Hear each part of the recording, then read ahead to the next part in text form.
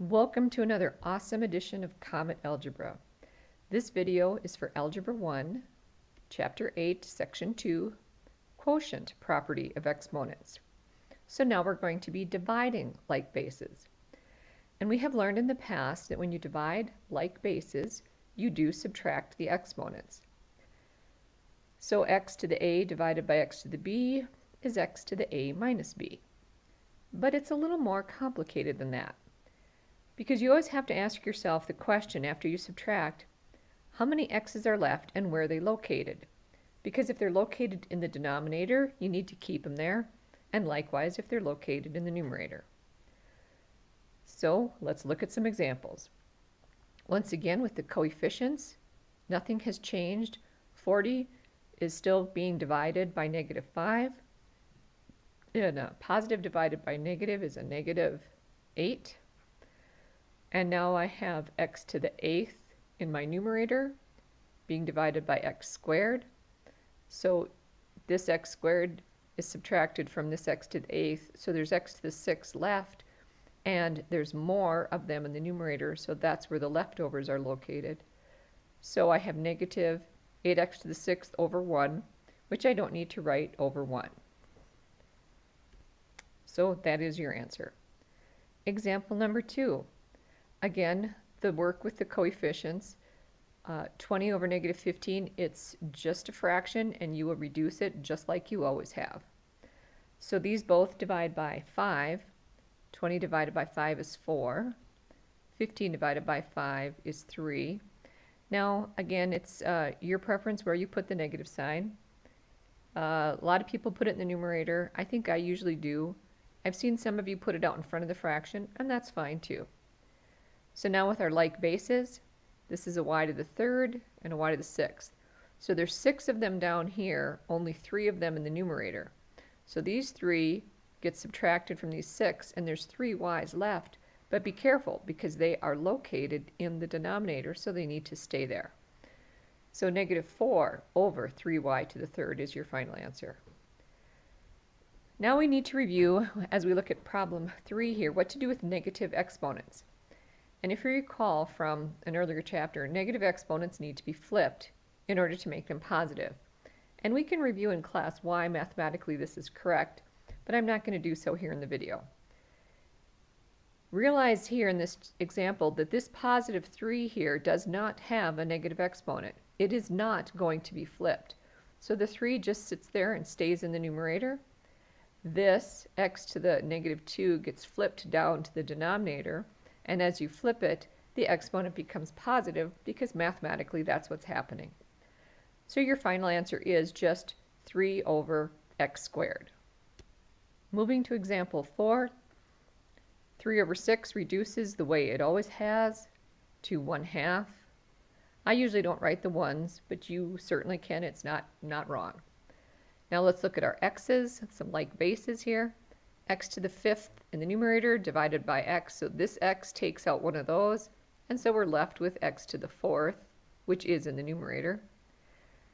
Now y squared, there's 2 y's up here and 7 of them down here, so when we subtract, 7 minus 2 is 5, and those 5 y to the 5th is down in the denominator. So that is your final answer for that one. Now, number 5. 2 ways to approach this, and it is really your preference. When we have a power to a power, we multiply exponents, so we could do that first, and then we can flip later. So a to the -4 raised to the -2 power, -2 times -4 is +8. And then we look at the b's, power to a power, and you multiply, you get -10. So now in the keep flip part, I'll just put this over 1 for a visual. This a to the 8th stays where it is, and this b to the -10th gets flipped down to the denominator. So your final answer is a to the 8th over b to the 10th power. Now number 6, we don't have any power to a power, so we can just go right to the, remember my silly acronym of KFC. This stands for keep, flip, and then either change or combine, because that's what we do with our like bases. So we keep the positive exponents where they are, we flip the negative exponents, and then we combine our like bases. So that was just a handy little reminder of what to do as we approach this problem. So the 34 divided by 2, that doesn't change. That's still 17. Now let's do the keep flip, where we keep the positive exponents and flip the negative. So this x to the negative 5 is going to flip down to your denominator. This x to the first power is going to flip up to the numerator. The y's will just stay where they're at because they do not have any negative exponents, and also the z. So the last step is to combine our like bases. So the 17 stays where it is. This x takes out one of those in the denominator. We still have 4 left. These 3 y's take out 3 of these, so we still have a y to the 6th. And there is no other z's to combine, so that just stays in the numerator. So that's our final answer. Last example, number 7. This entire fraction has a negative exponent. So we need to completely flip the fraction and make this a positive. So let's go ahead and do that. The entire fraction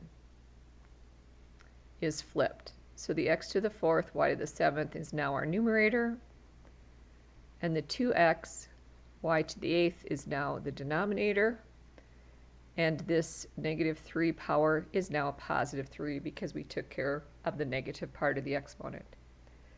Step 2, take every single factor, both in the top and bottom of this fraction, and cube it.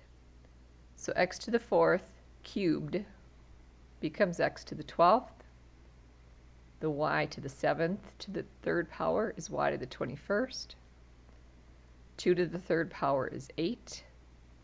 And then I have x to the 3rd, y to the 24th. So my last step is to combine these like bases. So if there's 12 x's on top, these 3 take out 3 of them. So we're left with x to the 9th.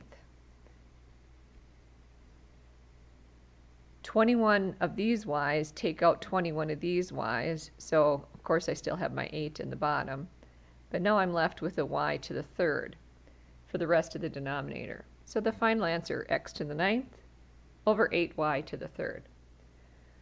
All right, now you have the knowledge you need to divide powers with like bases, so have fun with math.